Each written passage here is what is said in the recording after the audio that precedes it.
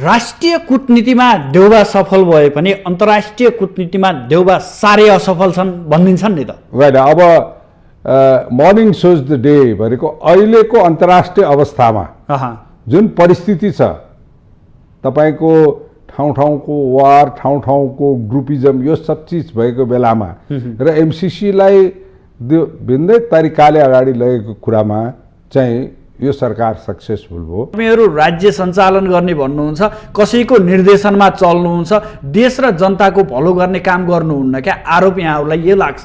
होइन, तपाईँले आफ्नो अरू कमेन्ट भन्दा अरूको निर्देशनमा भन्नु खोज्नु भएको तपाईँले हामी चाहिँ अरूको निर्देशनमा सञ्चालन हुन्छ भन्नु खोज्नु भएको।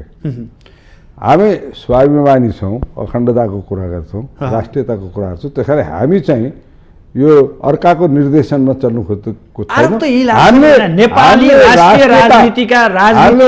हामीले राष्ट्रियताको कुरामा र जहाँसम्म मेरो पनि कुरा गर्नुहुन्छ भनेदेखि म अहिले तपाईँलाई युक्रेनको कुरा गर्दाखेरि पनि म एउटा हेल्दी क्रिटिसिजम नेपाली काङ्ग्रेसकै सरकार भएको बेलामा, नेपाली काङ्ग्रेसकै परराष्ट्र मन्त्री भएको बेलामा पनि मैले नेपाली जनतालाई, नेपाली रगतलाई सुरक्षा गर्नको निम्ति आफ्नो कुरा राखेको छु। असफल हुन लाग्छ भन्ने चाह चाहिँ नगर्नु, त्यो चाहिँ होइन। परराष्ट्र नीतिमा मैले संसदमा, समितिमा, मिडियामा अब काहीँ चाहिँ तपाईँको विभिन्न विधेयकहरूको पारा पनि छलफल गर्दाखेरि म सधैँ के भन्छु भने नेपाली काङ्ग्रेसले आफ्नो म्यानिफेस्टोमा प्रष्टसँग परराष्ट्र नीतिमा बारेमा बोलेको छैन। हाम्रो पार्टीले प्रष्टसँग भनेको छ सबै सङ्घकोलाई समेटेर एउटा चाहिँ राष्ट्रिय नीति बनाएर जाने, एटलिस्ट तपाईँको इन्टरनेसनल पोलिसीको कुरामा चाहिँ सबैलाई समेटेर लिएर जाने, दलै पछिको नयाँ कुरा नगर्ने भन्ने। तर तपाईँले भने जस्तो एम्बेसी भनेको रिटायरमेन्ट गर्ने 80 वर्षको मान्छेलाई पठाइदिने, जहाँ चाहिँ क्रियाशील भएर बस्नुपर्ने हुन्छ, त्यो ठाउँमा चाहिँ आरामसँग चाहिँ आफ्ना कार्यकर्ता अथवा अथवा पार्टीलाई चाहिँ सब्सटेन्सियल फाइनेन्सियल सपोर्ट अथवा कसैले गरे भयो भनेदेखि त्यो बेठिक हेर्नु। र विगतमा देखियो तपाईँ विगतमा मैले हेर्नुहोस् सब चिज चलाउँदै जाँदा विकृतिहरू त काहीँ न काहीँ केही कमजोरीहरू त देख्छ नि।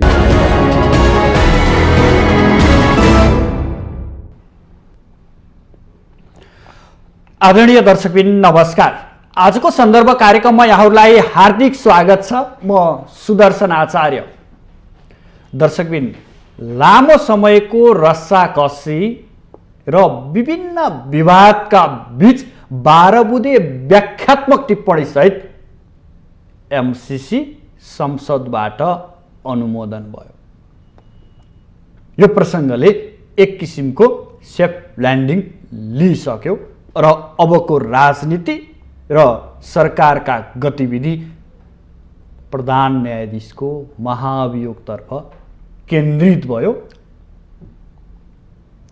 आइतबारको प्रतिनिधि सभा बैठकमा पनि त्यो दृश्य स्पष्टै देखियो, जसका लागि 11 सदस्यीय महाभियोग सिफारिस समिति गठन भयो, जसमा प्रमुख प्रतिपक्षी नेकपा एमाले समेत सहभागिता जनाउने भयो।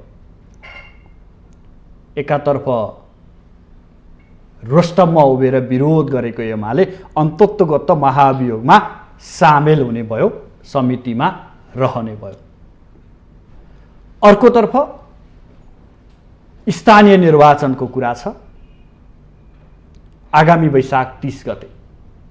यसमा अब दलहरूको ध्यान कतिको पुग्छ? सरकारले तोकेकै समयमा निर्वाचन गराउनेमा अझै पनि एमाले सशङ्कित बन्दै गर्दा निर्वाचन होला त भन्ने प्रसङ्ग पनि उठेको छ। यी त राष्ट्रिय राजनीतिका कुरा भयो। यो सँगसँगै हाम्रो एमसिसीले निम्त्याएको विवादपछि नेपालको परराष्ट्र नीति, पञ्चशीलको सिद्धान्त, 3 खम्बे नीतिका कुराहरू पनि फेरि जुरमुरा हुन थालेका छन्, बहसको विषय हुन थालेका छन्। यो विषय पनि आज हामी उठान गर्नेछौँ। लगायत रुसले युक्रेनमाथि गरेको हमला र विश्व समुदायको आँखाको विषय पनि आजको विषय बन्नेछ। लगायत राजदूत नियुक्तिको प्रसङ्ग पनि हामी समेट्ने प्रयास गर्नेछौँ। यसका लागि आज हाम्रो अतिथि हुनुहुन्छ नेपाली कङ्ग्रेसको नेता, जो प्रतिनिधि सभा सदस्य पनि हुनुहुन्छ, साथसाथै अन्तर्राष्ट्रिय समन्वय समितिको सदस्य पनि हुनुहुन्छ। आउनुहोस् आजका अतिथिलाई स्वागत गरौँ। स्वागत छ यहाँलाई माउन्टेन टेलिभिजनमा। धन्यवाद। र तपाईँहरूलाई मलाई विशेष मौका दिनुभएकोमा म तपाईँको टेलिभिजनसँग आभारी छु। लामो समयको रस्साकस्सी एमसिसी पास गर्न दौडधुप लाग्यो। अन्ततोगत नेपाली कङ्ग्रेसको नेतृत्वमा एमसिसीलाई सेफ ल्यान्डिङमा पुर्याइदिनु भयो, यहाँहरूले अनुमोदन भयो, अब प्रक्रियामा जाँदैछ। अब यहाँहरूको ध्यान प्रधान न्यायाधीशमाथिको महाअभियोगतर्फ सोझियो। आजको बैठकले त्यही दृश्य देखायो। के हुँदैछ संसदमा? अब हेर्नुहोस्, राज्यले गर्नुपर्ने कुराहरू अहिले एमसिसीकै प्रसङ्ग निकाल्नुभयो। एमसिसी सुरुवात भएदेखि पास नहुन्जेलसम्म अन्तसम्म सबै दलहरूको समावेश कुनै न कुनै तरिकाले संलग्न भएको थियो। कतै न कतै भूमिका भएकै थियो। त्यो सँगसँगै हालका प्रधानमन्त्री सामान्य शेरबहादुर देउपाजीको नेतृत्वको सरकारले साइन गरेको थियो भनेदेखि, सम्झौतामा हस्ताक्षर गरेको थियो भनेदेखि मान्य केपी शर्मा ओलीको नेतृत्वको सरकारले चाहिँ यसमा यो चाहिँ हाउसमा चाहिँ पेश गरेको थियो। नेकपाको सरकार त्यो बेला सबै नेकपाहरू सँगै हुनुहुन्थ्यो। तर विभिन्न कारणवश विभिन्न समस्याहरू देखाएर यसलाई कार्यान्वयन गर्न केपी शर्मा ओलीले सक्नु भएन। मतलब हाउसबाट रेक्टिफिकेसन गर्न सक्नु भएन। यही चिजलाई दूरगामी र सबैलाई समेटेर अगाडि बढाउन सक्ने क्षमता भएको, पुरानो इतिहास हेर्दाखेरि पनि क्षमता भएको शेरबहादुरजीको नेतृत्वको सरकारले यो सबै पक्षबाट विरोध विनय चाहिँ पास भयो। बिचबिचमा कुराहरू सबै आयो, तर संसदभित्र आफ्ना कुराहरू आइसकेपछि जुन तरिकाबाट पास भयो, यो एउटा विकासमुखी कार्यको निम्ति चाहिँ एउटा नयाँ माइलस्टोन भयो। यसमा दुईटा पक्ष छ। हेर्नुहोस्, एउटा पक्ष यत्रो एमाउन्ट चाहिँ देशलाई विकास गर्नको निम्ति चाहिँ पैसा आउँदैछ भनेदेखि अर्को कुरा हामी कहाँ हजारौँ सम्झौताहरू भए। तपाईँको यस्ता तपाईँको अनुदानको विषयमा, तपाईँको ग्रान्टहरूको विषयमा, तपाईँका सफ्ट लोनको विषयमा, तपाईँका एक्सपोर्ट इम्पोर्ट चाहिँ क्रेडिट लोनहरूको विषयमा, तपाईँको मल्टिल्याटरल चाहिँ तपाईँको वर्ल्ड ब्याङ्क, एडिबी, EU चाहिँ ब्याङ्किङ सिस्टम तपाईँको सबै गरिकन अहिले आएर चाइनाले ल्याएको BRI सम्ममा पनि धेरै किसिमका चाहिँ सम्झौताहरू भयो भनेदेखि यो एमसिसीले के देखायो भनेदेखि सबै एग्रिमेन्ट कस्तो छ भने पारदर्शिता भयो, सबैलाई ज्ञान भयो। र मलाई लाग्छ के भने अरू ग्रान्टहरू र अरू लोनहरूमा पनि नेपाल सरकारले कुन सरकारसँग कसरी चाहिँ एग्रिमेन्टहरू बनाएको छ, कस्ता कस्ता क्लजहरू चाहिँ के चिज चाहिँ जनतालाई जानकारी गराउने चाहिँ गरिदियो भनेदेखि राम्रो हुन्छ र यसो परिपाटी हुन्छ भन्ने चाहिँ मलाई लाग्छ। अलिकति जनतालाई सचेत बनाउने काम एमसिसीले गर्यो। जनतालाई त्यही त भनेको, जनतालाई सचेत बनाउने काम पनि हुन्छ र जनतालाई कुनै पक्षले भ्रम गर्नु खोज्यो भनेदेखि त्यो भ्रम पनि निराकरण गर्ने काम हुनसक्छ। र अर्को चिज, हाम्रो कुनै पनि हाम्रो असंगता नीति छ।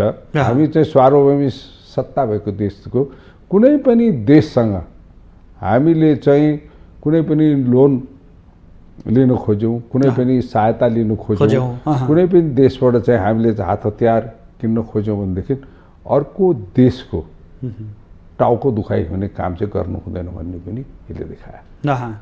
एज लङ एज नेपालले हाम्रो भूमि कुनै पनि मित्र राष्ट्र अथवा कुनै अरू राष्ट्रको निम्ति तिनीहरूको विरुद्धकोमा प्रयोग गर्न दिँदैन तबसम्म हामी स्वाभिमानी र सार्वभौमिकता भएर चाहिँ देश चलाउन पाउँछौँ भन्ने कुरा चाहिँ हामीले देखाउन जरुरी छ। यो मानेमा समग्रमा एमसीसीलाई आजको यो अवस्थासम्म पुर्याउनको लागि जसरी शेरबहादुर देउवाले भूमिका खेल्नुभयो उहाँको यो भूमिका सराहनीय योग्य हो, बहुत सराहनीय योग्य। र उहाँले गर्नुभयो पनि के चाहिँ मान्य खड्गप्रसाद ओली चाहिँ प्राइम मिनिस्टर हुनुहुँदाखेरि चाहिँ संसदमा पेश गरेको विधेयक पनि संसद सचिवालयमा दर्ता भएको होइन, पेश भएको सम्झौतालाई चाहिँ जुन सरकारले पेश गर्यो त्यो सरकारले कार्यान्वयन गर्न सकेन, तपाईँ रेक्टिफाइड गर्न सकेन।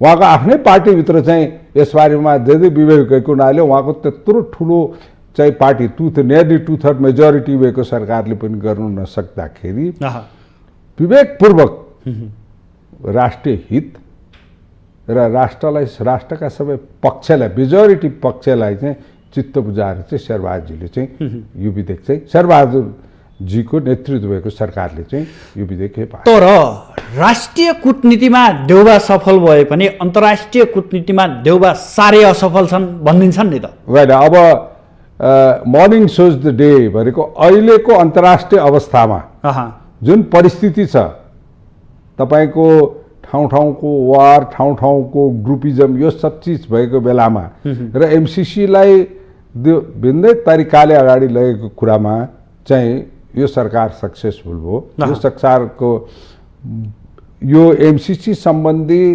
म्याक्सिमम नै क्रेडिबिलिटी नै शेरबहादुरजीमा जानुपर्छ, त्यसैले गएको छ। मलाई लाग्छ यो कारणले गर्दा अरू विषयहरूमा पनि अन्तर्राष्ट्रिय अरू कुराहरूमा पनि चाहिँ तपाईँको चाहिँ राम्रै हुँदै जान्छ होला।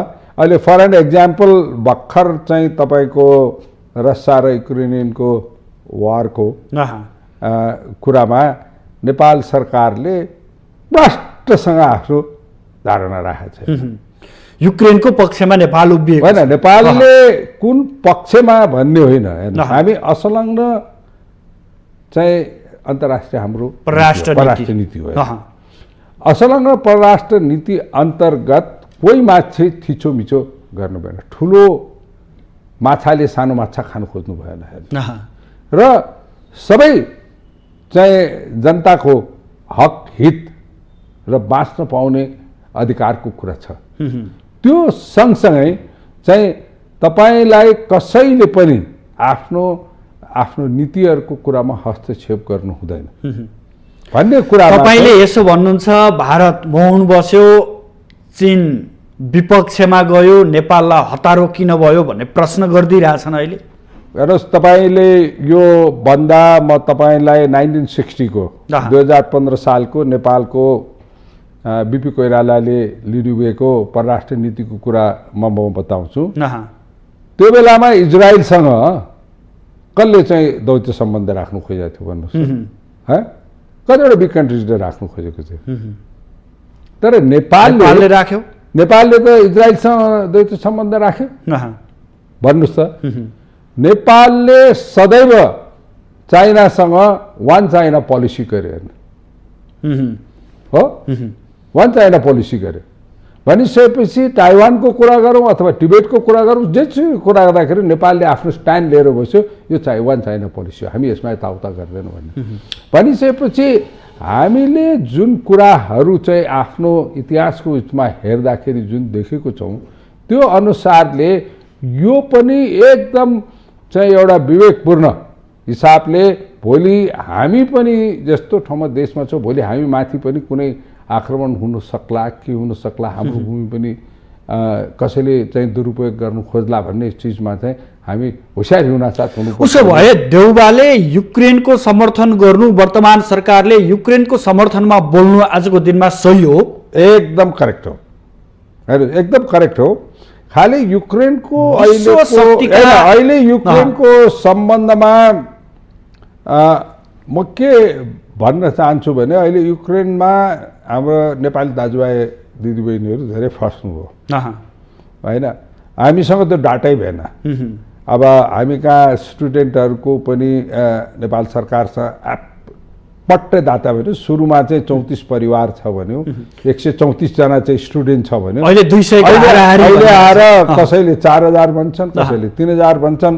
अहिले चाहिँ 300-400 चाहिँ पोल्यान्डै पुगिसक्यो भन्छ, त्यसपछि माल्डोभा, तपाईँको स्लोभाकिया सबै ठाउँ गयो भनेर भन्ने कुरा आइरहेको छ। भनेदेखि अहिलेको कन्टेक्स्टमा युक्रेनको नेपालीहरू, युक्रेनमा भएका नेपालीहरू र त्यहाँ युक्रेनबाट बाहिर निस्केर चाहिँ अरू युरोपियन कन्ट्रिजमा नेपालीहरू जुन बसेका छ, उनीहरूको उद्धारको निम्ति नेपाल सरकारले के गरिरहेको छ, के गर्न लागेको छ र यसरीको उद्धार कसरी हुन्छ भन्ने कुरा चाहिँ संसद चलिरहेको बेलामा संसदमा चाहिँ जानकारी गराउनु पर्ने नेपाल सरकारको दायित्व थियो भन्ने मलाई लाग्छ।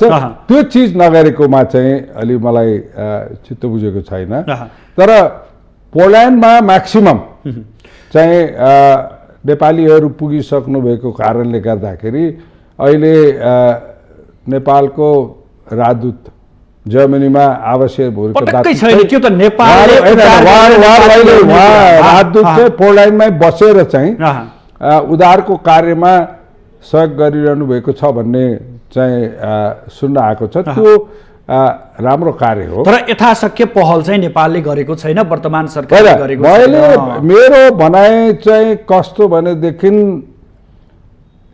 हेर्नु, अस्ति ह्युम्यानिटेरियन ग्राउन्ड भनेर अफगानिस्तानमा एक जहाज खाद्यान्न, लुगा, कपडा, सामानहरू नेपालले पठायो हो।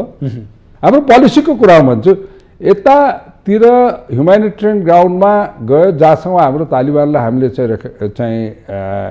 रिकग्नाइज गरेको छैनौँ भने पनि ह्युम्यानिटेरियन ग्राउन्डमा त्यो गर्नु सक्ने परराष्ट्र मन्त्रालयले चाहिँ पोल्यान्डमा अथवा कहीँ चाहिँ जहाज पठाएर नेपालीहरूलाई रेस्क्यु गर्ने काम किन गर्न सकेन? म यही प्रश्न सबैलाई भन्नु, रेस्क्यु गर्ने काम किन सकेन?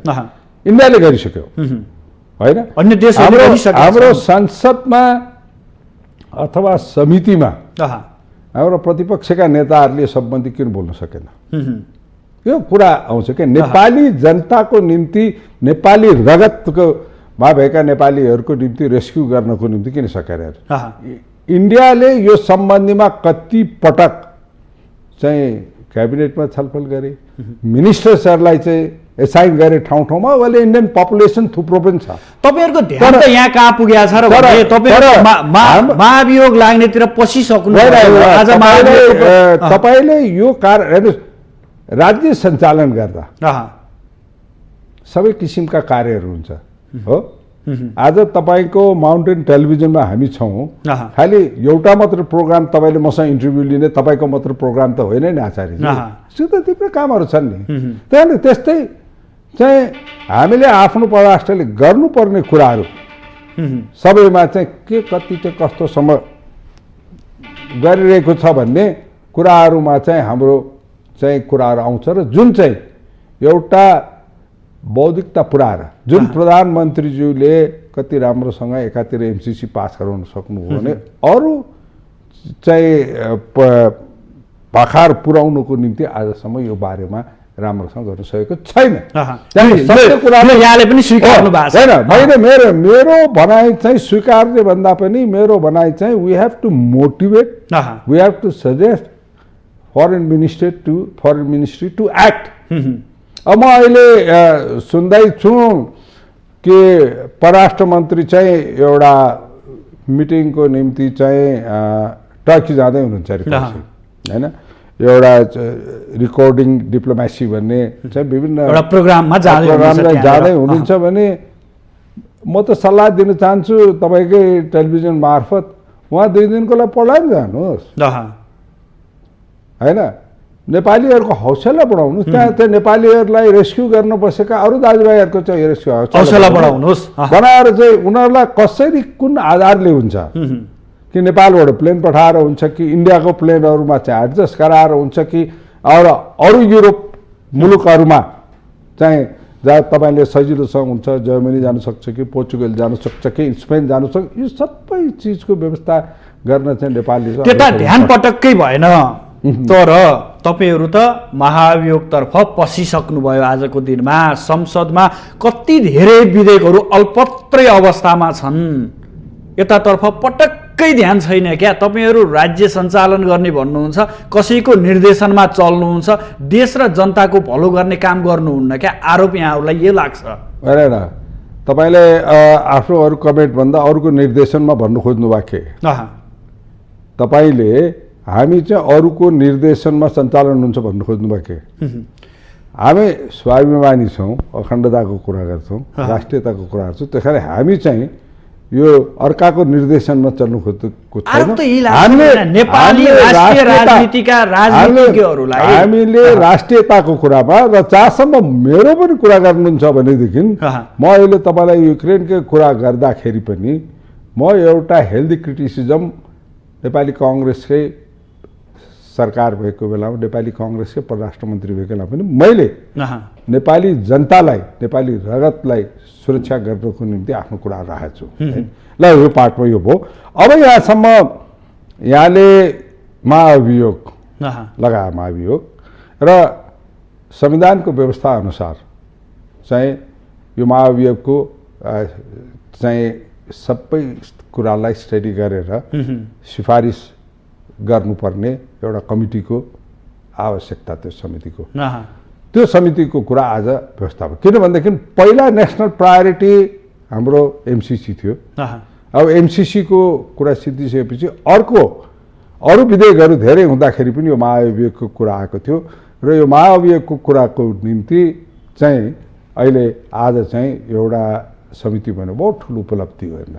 यो उपलब्धि किन हो भनेदेखि एकातिर चाहिँ संसद चल्न नदिएर वेलमा प्रमुख प्रतिपक्ष कराइरहेको छ, आफ्नो रेकर्ड नै ब्रेक कराइरहेको छ भनेदेखि अर्कोतिर चाहिँ यो यो चाहिँ समितिमा वेलमा हल्ला छँदैछ, तर पनि तपाईँको यो के अरे सिफारिस समितिमा चाहिँ उहाँहरूको झन्नै 35% पार्टिसिपेसन छैन।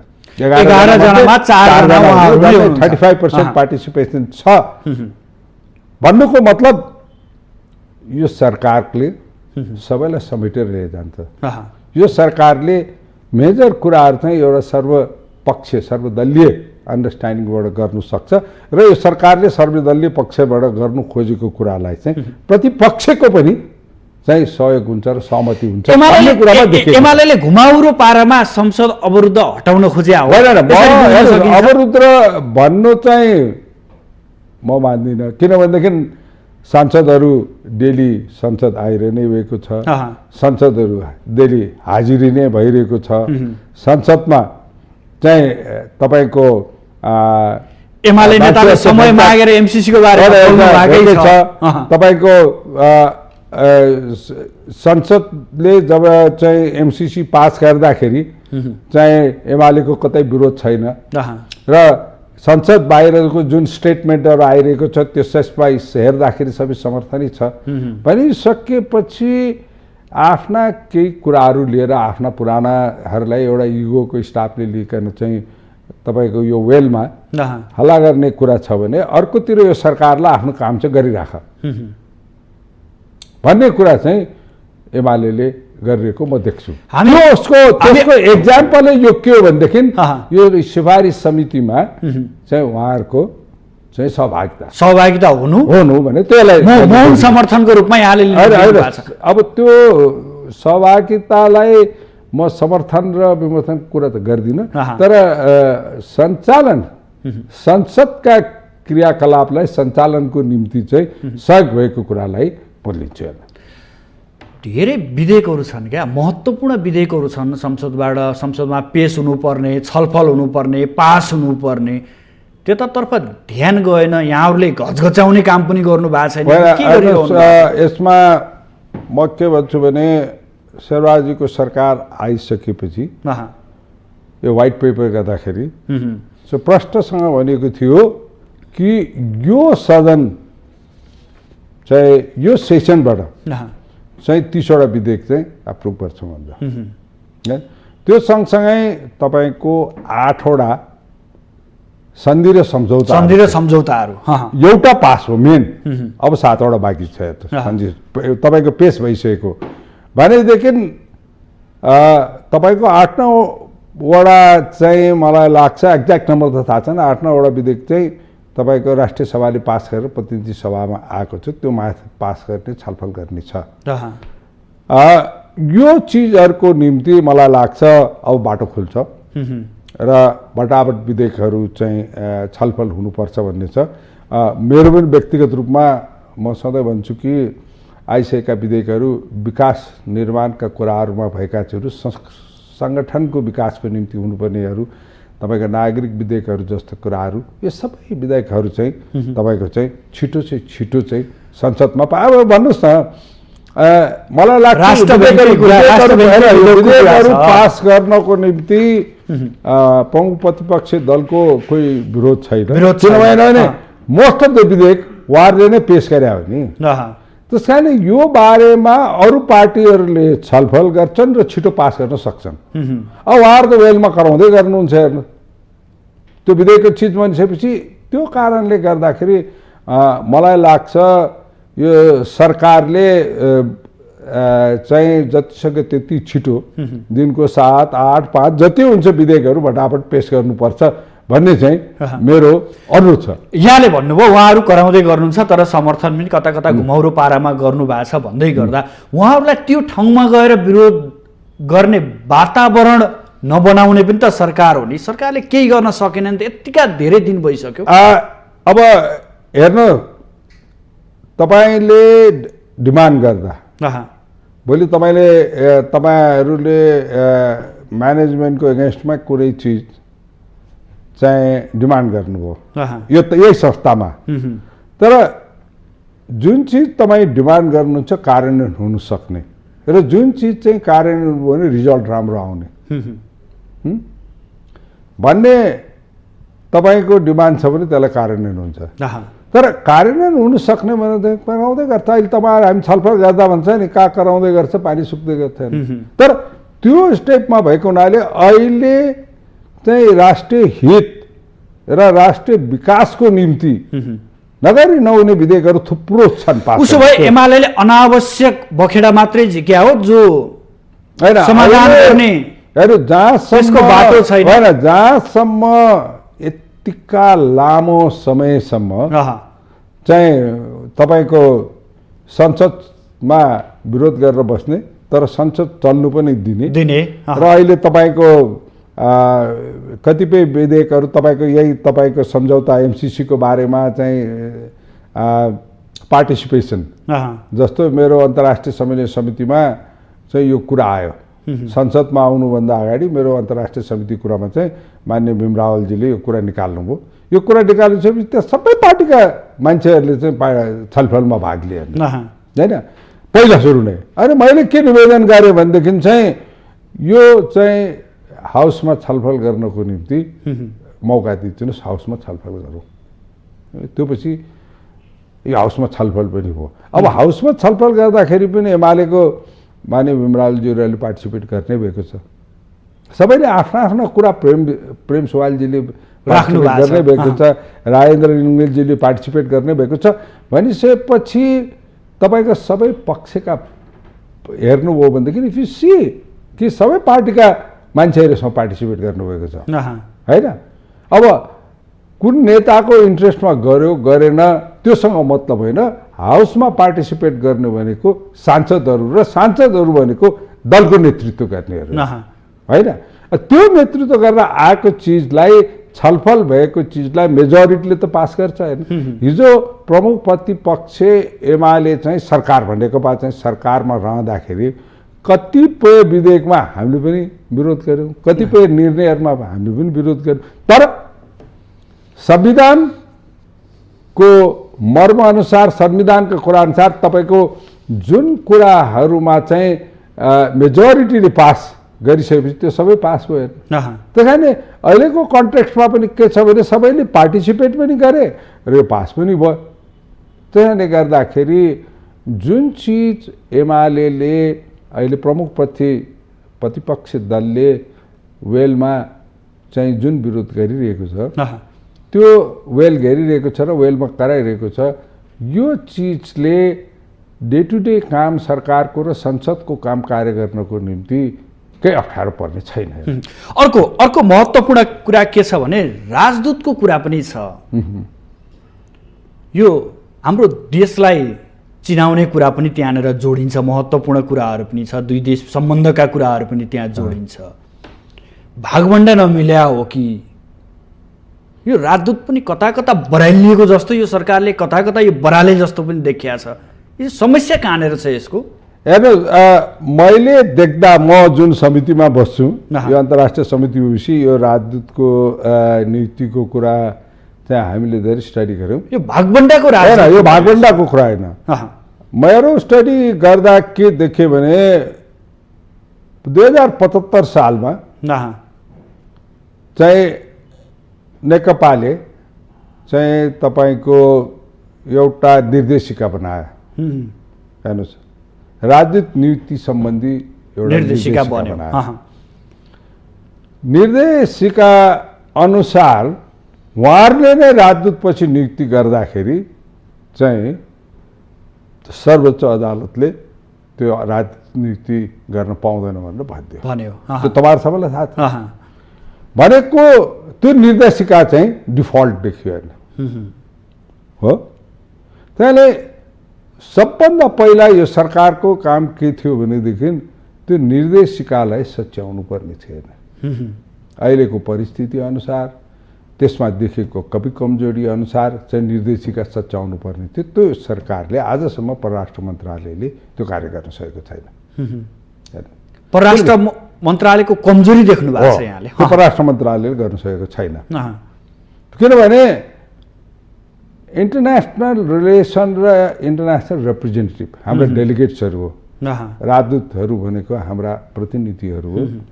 यो पठाउनको निम्ति जुन तरिकाले गर्नुपर्ने, जुन धेरै समयदेखि अप्ठ्यारा परेका कुराहरू आज आउने भोलि निकाल्ने, यो सब चिजहरूलाई हटाउनको निम्ति र बलियो तरिकाले चाहिँ एउटा स्टेबल सिस्टममा चाहिँ राजदूतहरू होस् भन्नको निम्ति चाहिँ एउटा राम्रो निर्देशिका बनाउन सक्नुपर्ने थियो। छैन।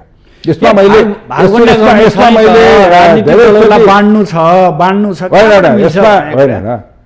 तपाईँलाई के छ भने पार्टीगत दृष्टिकोणमा प्रतिनिधित्व गराउनु छ, त्यो कुनै खराब कुरा होइन। हेर्नु, तपाईँलाई आज 3टा इम्पोर्टेन्ट देशहरूको निम्ति चाहिँ राजदूतहरू नियुक्ति भयो होइन, सिफारिस हो। अब बेलायत, तपाईँको अमेरिका र भारत।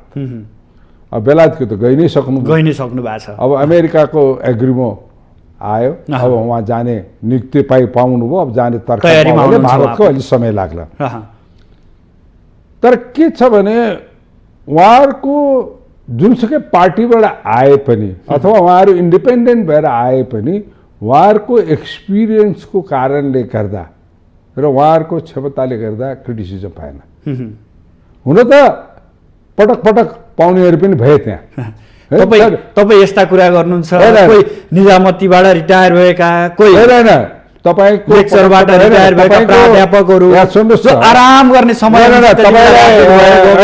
यो राम्रो त मैं नै भन्छु, तपाईँले भन्नु भने यो तपाईँले जुन क्वेसन सोध्नुभयो त्यसको बारेमा म भन्दैछु। भयो भने चाहिँ भोलि कुनै पनि पार्टीले सक्षम व्यक्तिहरूलाई, काम गर्न सक्ने व्यक्तिहरूलाई चाहिँ नियुक्ति गर्यो भनेदेखि कुन पार्टीको भागभण्डा भन्ने कुरा आउँदैन।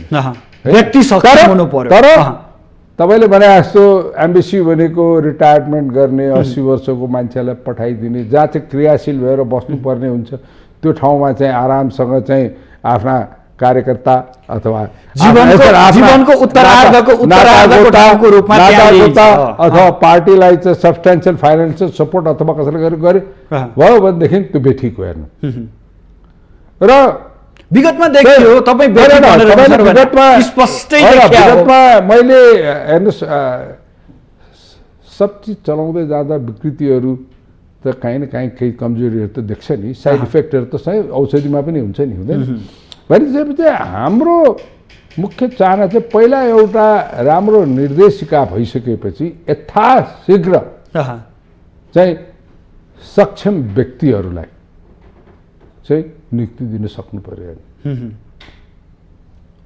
जसले गएर काम गर्न सकोस्, जसले चाहिँ डिप्लोमेसीको बारेमा ज्ञान होस् र कुनै सिद्धान्तको निम्ति बेच्ने होइन कि राष्ट्रिय स्वाभिमान र राष्ट्रिय हित र राष्ट्रिय विकासको निम्ति।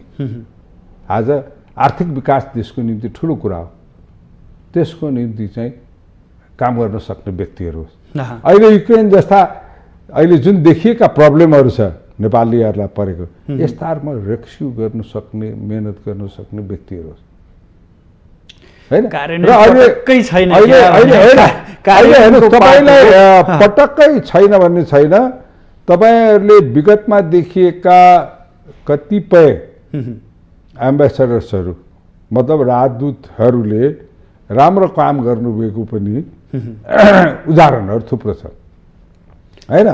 त्यहाँले म त्यो भन्दै गयो भनेदेखि तपाईँको समय चाहिँ सिद्धिन्छ, त्यो खालि म भन्नु छ। तर जुन राम्रा कामहरू भए गर्न सकेका र पुरानो इतिहासहरूमा हेर्नु जानुभयो, पढ्नुभयो डिप्लोमेसीको बारेमा भनेदेखि चाहिँ कस्ता कस्ता राम्रा डिप्लोमेट्सहरूले, मैले यो राणा पालको तपाईँलाई म भन्छु, अहिले खत्रीजी अमेरिकामा एम्बेसडर भएर जानुभएको छ। उहाँको पिताजी हुनुहुन्थ्यो पद्मबार खत्री, आर्मीको मान्छे हुनुहुन्थ्यो। You was a fantastic diplomat होइन। उहाँले धेरै राम्रो काम गर्न सक्नु। पात्र र व्यक्ति हुनुहोला, तर समग्रमा राजनीतिक विषयलाई लिएर तपाईँले जापानमा केदार भक्त माथेमा भन्ने हुनुहुन्थ्यो, उहाँ पनि बाहिरबाट आउनुभएको थियो, उहाँले बहुत राम्रो काम गर्नुभएको थियो हेर्नु। म 6 वर्ष त्यहाँ नगण्य पात्रहरू छ होइन। त्यस कारणले हामीले खोज्ने नै के भने सक्षम, क्रियाशील र रिजल्ट ओरिएन्टेड, जसमा एउटा चिज होस् कि म गएँ, मैले कार्य गर्नु सकिनँ भने म आफै फर्किन्छु भन्ने सक्ने होस्। कहाँ हुन्छ र भने कांग्रेसलाई 4 वटा, एमालेलाई यतिवटा, माओवादीलाई यतिवटा भनेर संख्यात्मक रूपले दौडधुप त्यहाँनिर चलिरहेको होइन। तपाईँलाई के छ भने मैले अघि पनि भने नि, मन्त्रीमण्डलमा भनौँ अरू कुनै राजनीति नीतिहरूमा पनि आफ्नो आफ्नो पार्टीको कोटा सिस्टमबाट मान्छेहरू गए पनि सक्षम मान्छेहरू गएको छ भनेदेखि त टिका टिप्पणी हुँदैन, काम गर्यो भने त देखिँदैन। आज तपाईँको पर्यटन मन्त्रालयको केसमा हेर्नु, वन मन्त्री हुँदाखेरि आलीजीले लखेडै थियो, कति आलोचित हुनुहुन्थ्यो। तर अहिले पर्यटन मन्त्री भइसकेपछि जुन तरिकाले उहाँले काम गरिरहनु भएको छ, स्पेसल्ली सरकारको रेभिन्यूहरू चाहिँ ठगेर खाएका व्यक्तिहरू र उठाउनको निम्ति जुन प्रयासहरू गरिरहनु भएको छ, द्याट इज एप्रिसिएटेड। त्यो सँगसँगै म त भन्छु उहाँले चाहिँ यो जतिसक्दो त्यति छिटो नेपाल एयरलाइन्सको समस्याहरू सल्टाउन सक्नु पर्यो, नागरिक उड्डयनको समस्या सल्टाउन सक्नु पर्यो। हेर्नुहोस् अहिले चाहिँ अरू कसरी चाहिँ टुरिज्म ग्रोथ बढाउनु भन्ने सक्नु पर्यो। नेपालमा भएका टुरिज्म बोर्डहरूलाई, नेपालमा भएका एयरलाइन्सहरू, प्राइभेट सेक्टरको एयरलाइन्सहरूलाई र सबै किसिमलाई चाहिँ उत्साह दिएर चाहिँ वर्ल्ड वाइड चाहिँ हामीले चाहिँ फेरि चाहिँ प्रमोसन गर्न सकेर म्याक्सिमम टुरिस्टहरू नेपाल ल्याउन सक्नु पर्यो भनेदेखि उहाँ सक्सेसफुल हुन्छ। हामीले परराष्ट्रसँग सम्बन्धितै विषयमा प्रवेश गरिरहेछौँ। पछिल्लो समय के भन्छन् भने नेपालको परराष्ट्र नीति स्पष्ट हुन सकेन, सरकार पक्ष दल पक्ष फरक नीति भयो। एउटा परराष्ट्र नीति त जुनसुकै सरकार जुनसुकै सत्ता भए पनि एउटा स्पष्ट खाकाका साथ अगाडि बढ्नु पर्थ्यो नि, त्यो हुन सकेन, जसका कारण नेपाल असफल हुन लाग्यो भनिन्छन्। असफल हुन लाग्छ भन्ने चाह चाहिँ नगर्नुहोस्, त्यो चाहिँ होइन। परराष्ट्र नीतिमा होइन, मैले चुकिएको छ नि नेपाल। परराष्ट्र नीतिमा मैले संसदमा, समितिमा, मिडियामा अब काहीँ चाहिँ तपाईँको विभिन्न व्यक्तिहरूको पारा पनि छलफल गर्दाखेरि म सधैँ के भन्छु भने नेपाली कङ्ग्रेसले आफ्नो म्यानिफेस्टोमा प्रष्टसँग परराष्ट्र नीतिमा बारेमा बोलेको छैन। हाम्रो पार्टीले प्रष्टसँग भनेको छ सबै सङ्घकोलाई समेटेर एउटा चाहिँ राष्ट्रिय नीति बनाएर जाने, एटलिस्ट तपाईँको इन्टरनेसनल पोलिसीको कुरामा चाहिँ सबैलाई समेटेर लिएर जाने, दलै पछिको नयाँ कुरा नगर्ने भन्ने। अब त्यसको अहिले तपाईँले एउटा एक्जाम्पल के देख्नुहुन्छ भने except few leaders within the party, few लिडर्सहरूको चाहिँ आफ्नो इन्ट्रेस्टको कुरा के अरे डिफरेन्सेस, म इन्ट्रेस्ट भन्दा डिफरेन्सेस भए तापनि एमसिसीमा त समग्र रूपले सबैको चाहिँ सहमति देखियो नि, होइन? भनिसकेपछि नेपाली कङ्ग्रेसको बेसिक नीति भनेको यो हो र नेपाली कङ्ग्रेस सधैँ एक किसिमले अगाडि बढ्न चाहन्छ। तर कार्यान्वयनको पक्षमा तपाईँले अहिले हेर्दा केही वर्षदेखि, हिजो आजको कुरा होइन, केही वर्षदेखि चाहिँ परराष्ट्र सम्बन्धीको कुरामा अलमोल भएको, म पनि त्यो समितिमा बसेका कारणले कतिपय कुरामा अलमल भएका चिजहरू चाहिँ देख्छौँ र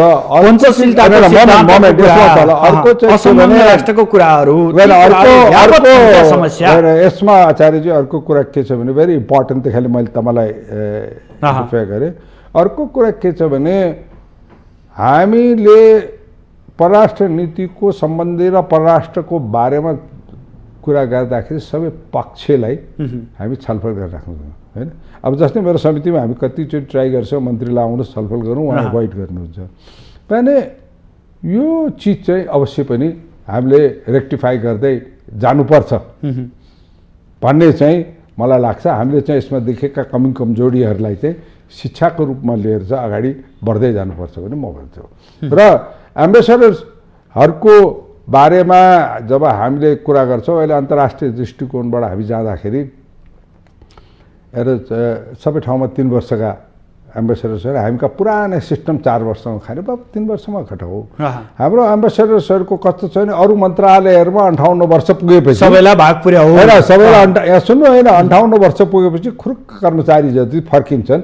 तर एम्बेसडर्सहरू चाहिँ 58 वर्ष पुग्न लाग्यो भनेदेखि एम्बेसडर भएर जान्छन्।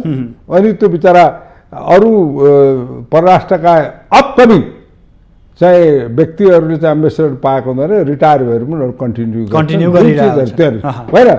एज फ्याक्टर सिद्धेर पनि यस्ता चिजहरू।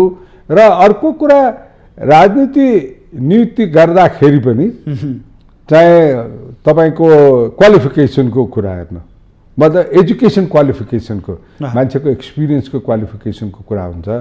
तपाईँको काम गर्दाखेरि स्पेसली कम्युनिस्टहरूको चाहिँ यो बुर्जुवा पढ्दैन भनेर चाहिँ सर्टिफिकेट फ्याँकेको छ, पढेको छैन तर सक्षम व्यक्तित्व हुन्छ। हिजो तपाईँको कतिपय मेहनत गरेका व्यक्तिहरू छन्, कतिपय चाहिँ क्रान्तिको टाइममा काम गरेका व्यक्तिहरू छन्, तर उनीहरू राजनीति नियुक्ति पाउँदाखेरि चाहिँ हुन्छ। किनभनेदेखि मलाई के लाग्छ भने संविधानले पनि चाहे राजनीति नियुक्ति पाउने व्यक्तिहरू चाहिँ कुन ठाउँमा चाहिँ क्वालिफिकेसन हुनुपर्छ हाम्रो समय तपाईँले भन्नुभएको चिजलाई मैले चाहिँ राजनीति एम्बेसडर नियुक्ति समग्रमा नेपालको परराष्ट्र नीति फितलो छ भन्न त सकिन्छ नि। आज परराष्ट्र नीतिमा अपग्रेड गर्न, परराष्ट्र नीतिमा हामी अगाडि क्लियर कटबाट जानुपर्ने, जसरी चाहिँ अहिले जानुपर्नेमा म जोड दिन चाहन्छु। सकिया छैन यो त जोड दिन चाहन्छु। जे जति भइरहेको छ यसलाई चाहिँ शुद्धिकरण गर्दै अगाडि जानुपर्छ भन्नेमा म जोड दिन चाहन्छु। यहाँलाई युक्रेनको कुरा पनि जोड्नु छ क्या? जस्तै पछिल्लो समय रुसले युक्रेनमाथि हमला गरिरहेछ, त्यो त अघि हामीले छलफल गरिसक्यो नि, युक्रेनको बारेमा त बोली छलफल। विश्व राष्ट्रिय राजनीतिमा विश्व शक्ति राष्ट्रहरूको बिचमा युक्रेनको हमलालाई कसरी हेर्ने, अन्तमा छोटो भनिदिनुहोस्। हामीले स्पष्टसँग भनेको छौँ, सबभन्दा पहिला सुरु यो वार अहँ। चाहिँ सिद्धिनु पर्यो। शीत युद्धको शान्ति- रूपमा भनेर सुन्नुहोस् कसैले न, अर्थ्याएका छन्। अहिले अहँ, सर्ट टर्म चाहिँ सिज फायर भएको छ। अहँ, फेरि भोलि छलफल हुँदैछन् युक्रेन र रसिया। त्यहाँले सबभन्दा पहिला सुरु छ हाम्रो चाहना शान्ति होस्, वार नहोस्, युक्रेनका जनतामाथि चाहिँ दब नहोस् भन्ने हाम्रो चाहना छ। अहँ। ठुलो देशले अलि सानो देशमाथि चाहिँ जग्गाहट पुगाओस्। यो शीत युद्धको सङ्केतको रूपमा पनि लिएका छन्, यो हुन सक्ला? होइन होइन, यो तपाईँलाई मुख्य कुरा हामीले जहाँ अन्याय परेको छ, अहँ, जहाँ चाहिँ अप्ठ्यारो परेको छ त्यो बारेमा बोल्नुपर्ने हाम्रो कर्तव्य हो। त्यो नेपालले बोलेको छैन, अहँ, होइन। अब अरू कसले कुन देशले के गर्यो भन्ने कुरा मैले अघि नै बताइसकेँ, म यो चिजमा फेरि कन्टिन्यू गर्न चाहदिनँ। अहँ। र क्रमशः चाहिँ रूपमा दुवै पक्षले एमिकेबली चाहिँ वार्ता गरेर यो वारलाई चाहिँ डिफ्युज गर्न सक्नुपर्छ। हस्, आइदिनु भयो, आफ्नो महत्त्वपूर्ण विचार अभिव्यक्त गरिदिनु भयो, मलाई विशेष आभार। मलाई मौका दिनुभयो र यसरी मेरा आफ्ना कुराहरू चाहिँ जनता समक्ष राख्ने पाएँ, त्यसको निम्ति माउन्टेन टेलिभिजन र तपाईँ आचार्यजीलाई म धेरै धेरै धन्यवाद दिन चाहन्छु। आदरणीय दर्शकवृन्द, आज हामीसँग हुनुहुन्थ्यो नेपाली कङ्ग्रेसका नेता, प्रतिनिधि सभा सदस्य एवं अन्तर्राष्ट्रिय समन्वय समितिका सदस्य दिव्यमणिराज भण्डारी। उहाँसँग समग्रमा एमसिसी पछिको वर्तमान सरकारको अवस्था, नेपालसँग अन्य देशहरूसँगको सम्बन्ध र रुसले युक्रेनमाथि गरेको आक्रमणको प्रसङ्ग र यसले विश्व राजनीतिमा देखाएको अर्को एक किसिमको तरङ्ग र यसले दिन खोजेको सन्देश के हो भन्ने विषयमा विषय केन्द्रित रहेर छलफल गऱ्यौँ। भोलि फरक विषय र फरक पात्रका साथ उपस्थित हुनेछौँ। आजलाई भने बिदा दिनु। नमस्कार।